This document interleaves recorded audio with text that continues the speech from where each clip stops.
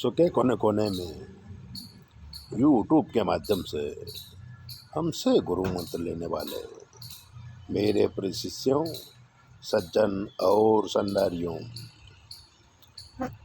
आज की कथा में बात करेंगे व्यास जी और जैमिनी ऋषि की कथा। जैमिनी ऋषि पूर्व मीमांसा के आचार्य थे, महान पंडित और महान ज्योतिषी थे।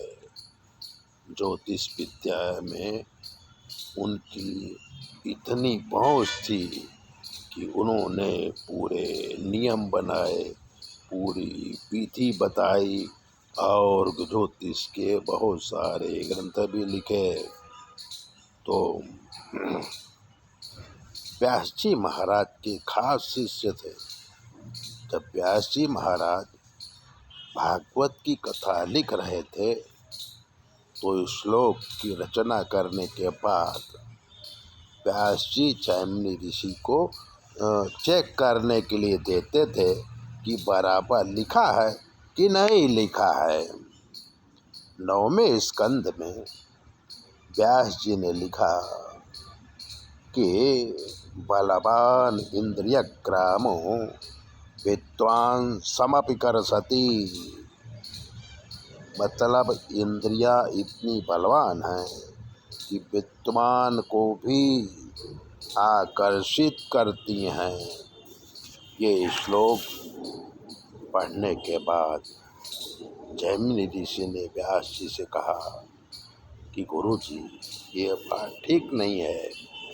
विद्वान आदमियों को इंद्रियां कैसे आकर्षित कर सकती हैं? इसलिए लिखिए कि विद्वान नापी करसति। व्यास जी ने कहा जो लिखा है बराबर लिखा है, पर जैमिनी ऋषि के मन का समाधान नहीं हुआ। एक बार जैमिनी ऋषि आश्रम के बाहर एक पेड़ के नीचे एक युवती को देखा जो बरसती बरसात में भीग रही थी।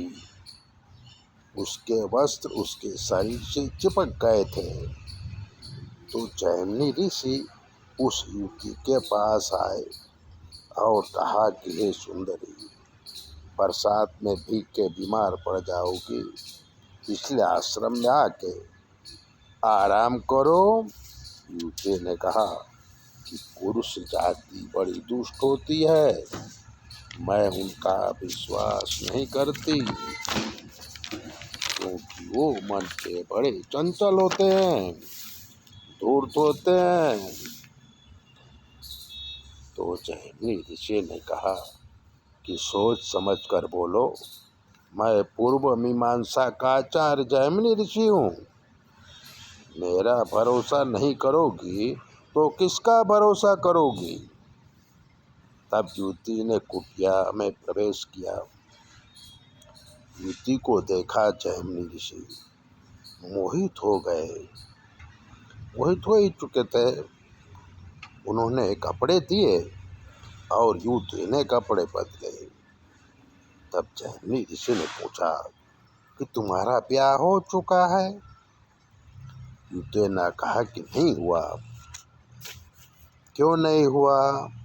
कि मेरे पिताजी की ऐसी प्रतिज्ञा है कि जो व्यक्ति